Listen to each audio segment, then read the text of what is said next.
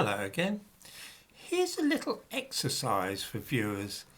If an English hospital could lay its hands on an extra £50,000 over and above its usual budget, what would be the best use for that money? Perhaps hiring another doctor for a year or a couple of nurses? Prosaic things like bandages and cough mixture? Or what about toys and books for the children's ward? No, nothing better? What an unimaginative bunch you are.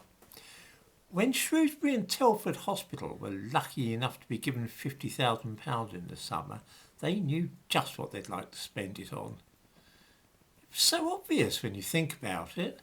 The country was in the grip of a deadly epidemic, operations had been cancelled, mental health problems were rising steeply. The answer was staring them in the face. What better time to employ a social inclusion project officer for 12 months? This job would entail building relationships with underrepresented communities. Nice work if you can get it.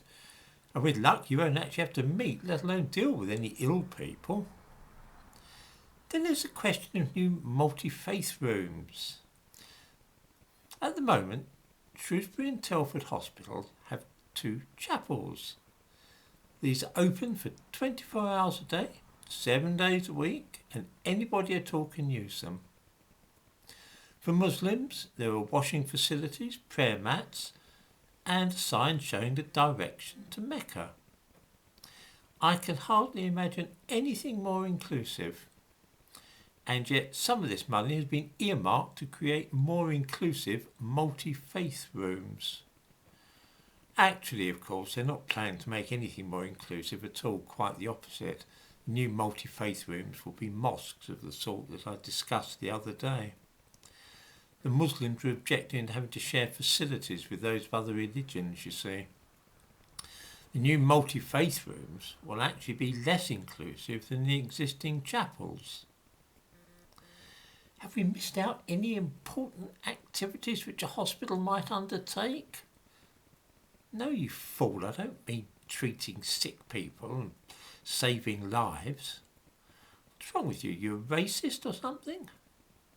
No, I mean, of course, and I quote, unconscious bias training to understand the lives and needs of the diverse communities served by Shrewsbury and Telford Hospital Trust. There we are, that's all the £50,000 nicely allocated.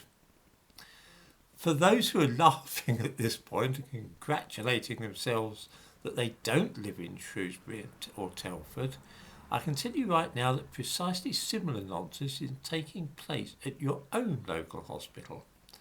Since the Black Lives Matter disturbances, hospitals, colleges and other institutions are all throwing around money like drunken sailors on this kind of loopy initiatives. I provide links to the sections of the Shrewsbury and Telford Hospitals Trust which deal with the things I've been talking about, just in case anybody thought I was making it up.